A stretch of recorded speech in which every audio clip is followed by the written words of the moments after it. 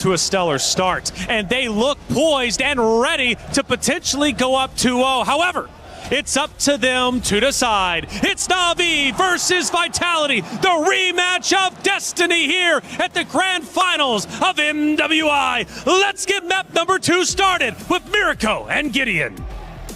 Everybody's been waiting for this match. Nobody would have expected the drafts to look like this, but if you're wanting to be the best, you got to show that you can play at your best as we head on in to the land of Dawn. I want to see how this magic damage is going to be applied.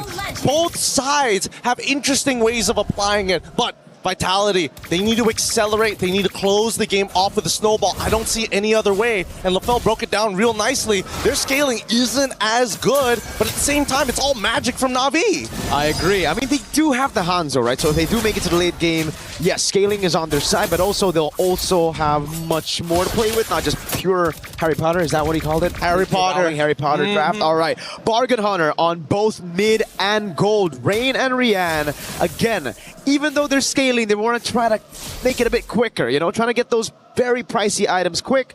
But you got to be very, very careful. Because you go for that, now you're losing a little bit of that combat stats, those combat stats that you would usually have. Yeah, especially in the laning phase as well, right? I feel like if any big mistakes do happen, naturally, I think that Navi is going to either lean into it, and the same can be said about Vitality as well. They do have some early vision thanks to these Abyssal traps, but at the same time, you never really know. Where is Cine going to come from? Where is she going to attack? And if Rain is going to specifically get hit by an Abyssal arrow. Hey, Chow on the lane against Rian. Oh, she actually takes it. The BMI. Vivil's gonna walk up now, trying to go for the damage. Oh, the Purify out, the Fracture as well. Vivil's gonna get taken very low. No punish right now. It's just the Purify out. A bait on the battle spell. And now, secondary attack. Cine looking for an angle on the opposite side. The Abyssal Arrow does not connect, but they're holding each other hostage here, and yet nobody wants to truly fully commit.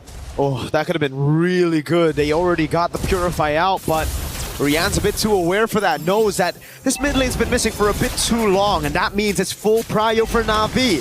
Rain and Keishi on the turtle already. Now as Vitality try to look for an entrance into this turtle pit. And look at Mirai, ever vigilant, making sure that this Nolan has to go hard. Fumiko not at level 4 as they're about to begin this fight. Great taunt right now as Keishi jumps in with the Pinnacle Ninja. It's going to be the all-in. Vivo goes in, but Fumiko's the one to take it as Vivo gets away. AOG already as Vivian is able to escape, but not Ayanami picks up first blood. So it's a turtle traded for a kill, and both XPs are the ones on the board. That's a good taunt right now onto Fumiko with immobilization as well that forces the Throne of Ruin. It's already out now. Ooh, Zini unfortunately does not connect with the Abyssal Arrow as they go back to neutral states. Really surprised that out of everybody, it was Fumiko who actually gets it, and now a dive on the bottom side. A cancel straight up on the Blazing Duet. Not going to be a kill. Cine, just a bit of poke onto Mirai, and we're back to level. But Navi are in the lead for now. Look at Vivo. Spawns up, goes straight, booking it into enemy purple buff. That's Grand Theft Purple, Leo. Oh yeah, they've gotten it. They've gotten it successfully. They've got the stars for it. As not to mention, they go back to where they need to be. And I love this from the side of Vitality. They are making sure they are covering and not wasting too much time taking camps that they don't need to. They gotta be proactive because that's what their composition needs to do. So now it's back to the slow game. Keishi just trying to read out Cine. Has a good read on her. But remember, damage. Oh my god, Cine gets an Abyssal Arrow on Rain. Forces the flicker. And it's also an aggressive flicker from Cine. My god. Honestly, was pretty close. I think, you know, if that second half of the leap connected in a single auto attack, I think that should have been more than enough. But still, they still get it again. They've got the battle spells, and with that 100-second cooldown, they can look to maybe try and connect another arrow, ideally, but even for looking at the other people who actually needs that snowball, Vival in particular has yet to find that one kill to accelerate her in this game. Oh, good take by Rian there, takes it away, and yeah, if it's not just the arrow, right? If you already have Flicker burnt out, now it's that dash skill of yours. Once you use that jetpack, it's Vivil's turn and Fumiko to hold you down for a Wrath of the Dryad combo. You got major AoE skills here with a Flicker. Yeah, let's keep an eye on this for now, as both sides are looking to go. Flicker is about to come back up for Vival as they proxy that bottom side and even force out the Salmon Force. Yeah, they just burst it straight out right now as Keishi jumps in onto Vival. That's going to be the AOG to follow it up, but Vivil's going to be able to escape right now as Mirai is caught with no AOG and pops in her Revitalize Vivian. Same predicament. It's both the roamers just falling here. Vival picks up the kill. And on the other side, I believe it was Rian.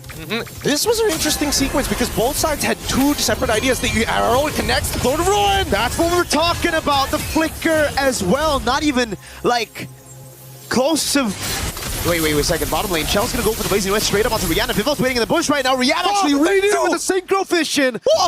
Crazy amounts of awareness now as Cine is able to bait out Keishi from that spot, but she has to get away now. The falling star move for the chase as Fumi got away earlier. Oh my goodness, when are we going to go back to neutral states? I don't think we're not even done. We'll never do that. We'll never go back to neutral. we're still in the scrimmage here. They are still fighting each other. Whoa, Fumi Echo wants to stick on Keishi with no Pinnacle Ninja. Okay, very bold, but now proxying the wave knowing that Keishi is there. God. Hey, are they not doing anything about this? Okay, I mean, They can't. Fumiko is just like, try me, fight me.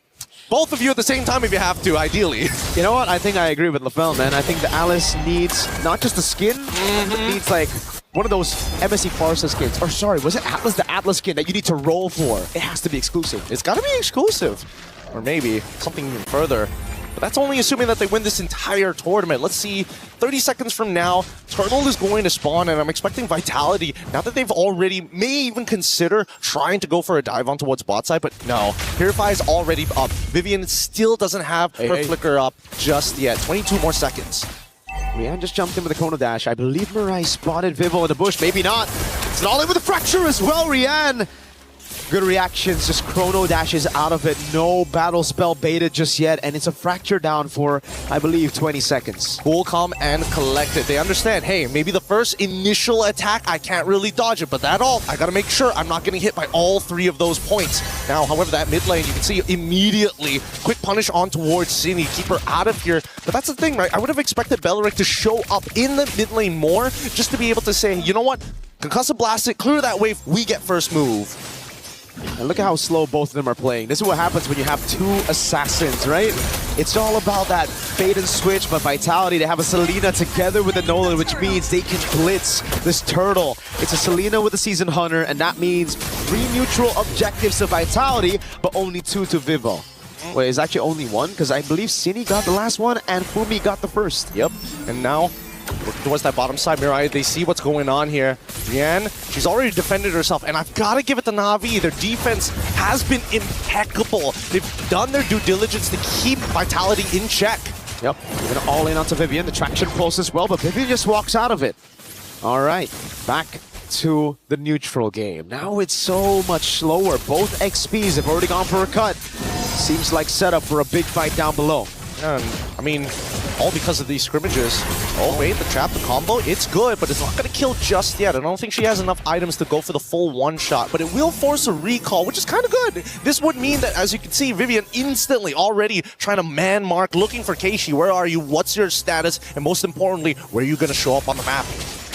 They got that map pressure. Vivo goes in.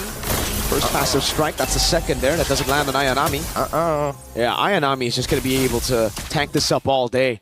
No chance for them to burst her down. Maybe if she waited for that Melfic roar first, she would deal 10 more damage. Just a little bit more. I mean, let's pull up the item list to really see whether or not it would have been the difference maker. Because if there is a lot of armor, actually, right? Honestly, that would have been it. That could have been it. But overall, it's still a dangerous game. Radiant armor already completed by Fumieko. Every single person who has Radiant armor, it's going to be way harder to deal with. That was crazy. Right there, an attempt. Vivian on it as well, trying to siege this tier 1 down as Fumieko tries to cut under tier 2. Rain, big pickup, Sky Piercer. We have to look at this fight. If it's an explosive fight where Rain can thrive and get a few of those kills in, that's going to be big coming into the 10th minute of the game. Well, talking about big, they're about to crack open mid-tier 1, which is so good. So good for Vitality. People not too worried about Ayanami, who's they're waiting really just to be able to reposition. As the rest of the team looking outside, they're trying to make this gang happen, and Cine in trouble. Zaman Force already, Cine with the flicker out to the Unbreakable of Mirai. Zaman Force already baited out, but it's for the flicker. Now it's Vitality waiting for Vivo to get onto the purple buff first. Don't have a naturally pushing wave here, and I think Vitality recognizes this too. Purple buff just obtained by Vival. I don't know if this is the position they want to fight in yet, but at the same time, they can't afford Navi to actually hold on to first position. Wave mid is shoved in though, and Vivian wants to take an aggressive route into this Lord Pit. They're going to try to get that advantage on the side lane as well. Yeah. Sending Fumi Echo to cut under tier 2 up top. This is beautiful. This is beautiful macro coming up from the side of Vitality. The only way you're going to get Navi to forcefully move is if you start taking some prime positions. Yeah, sure, take the Lord, but if we're shoving out mid, what are you going to do? You can't afford to get flanked. And that's the Falling Star Moon, if I saw correctly. It was onto Cine.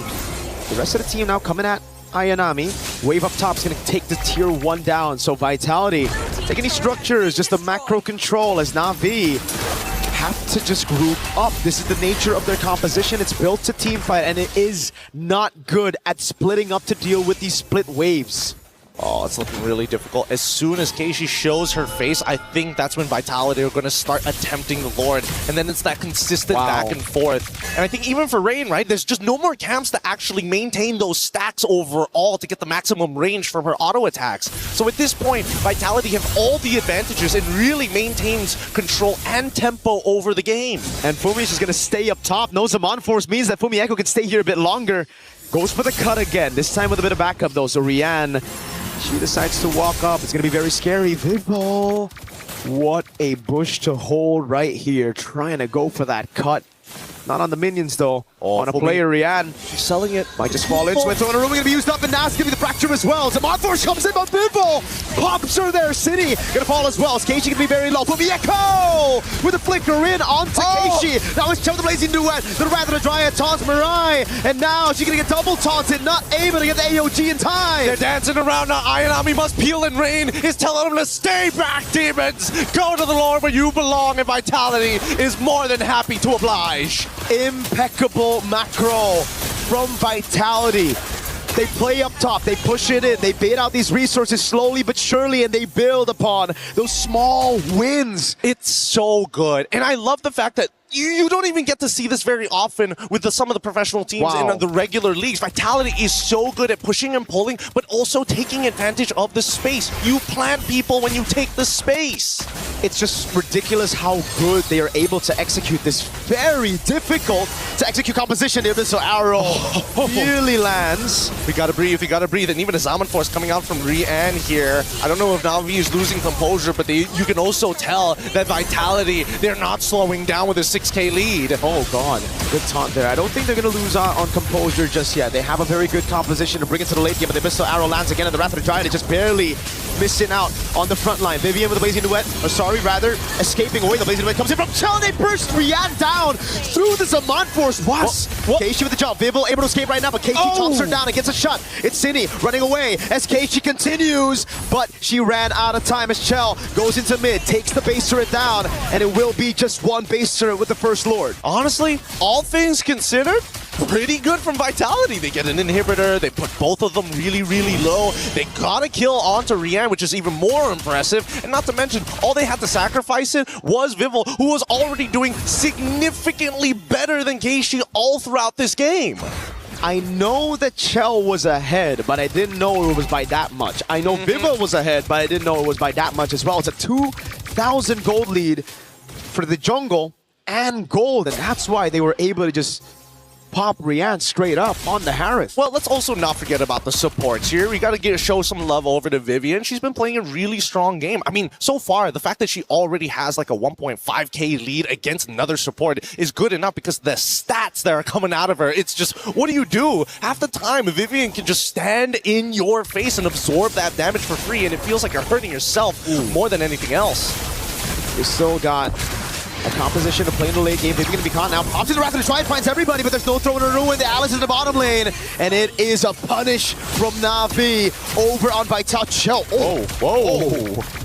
Oh, damn. They got to be a little careful here. They can't just take the free shots coming in from Chell. That corrosive side will build up, and eventually you won't be able to escape from this Claude. At this point in time, at least 30 seconds left on the clock before the next Lord actually spawns. And I would say that from Navi's POV, they're a little bit off from getting those full items. Do they notice, though? Uh-oh, Cine's gonna run. The arrow slows Keishi down enough, but look, yes, it's Vivo. Maybe it's Vivo gonna be caught. Now Mirai goes in with the conceal.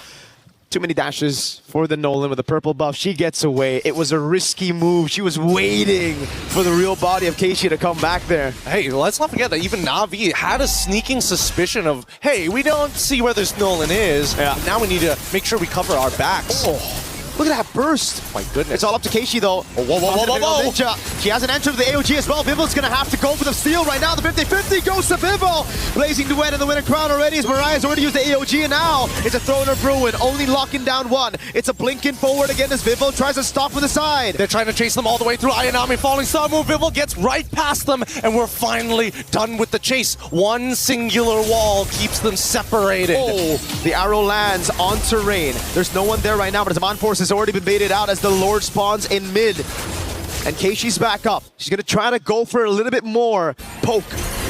But she just gets caught. Oh, almost a good read on that body. I don't know, because right now, if Vitality want to take advantage of the fact that Rian doesn't have that Salmon Force, they need to start pushing this wave right now. It's low, it has a low cooldown. It's going to come back in time. It looks like Vitality want this synchronized wave. Salmon Force already out. Fantastic pull by Navi onto the Lord, into the bottom lane, but the Lord will already take down that base turret together with Vival. Now as she goes on to Ayanami with the help of Chell, tearing through that health bar. It's the Abyssal Arrow again. That doesn't land. Vival's already down. Throwing a ruin, lands on two right now as Chell pops in blazing went onto Ayanami, and she's going to get bursted out by Vival. But the rest of the team now clamping down onto City. Chell will be taken out by Keishi. This is Rian's moment. She can turn this all around. They've cleared the wave. They've cleared the problems. And now they hold strong. A near clean wipeout as Mirai just made sure, you know what? At least we know for a fact that Fumieko, she's out of there. 3 base turrets, but Navi show more than signs of life. They got signs of winning this thing with a comeback.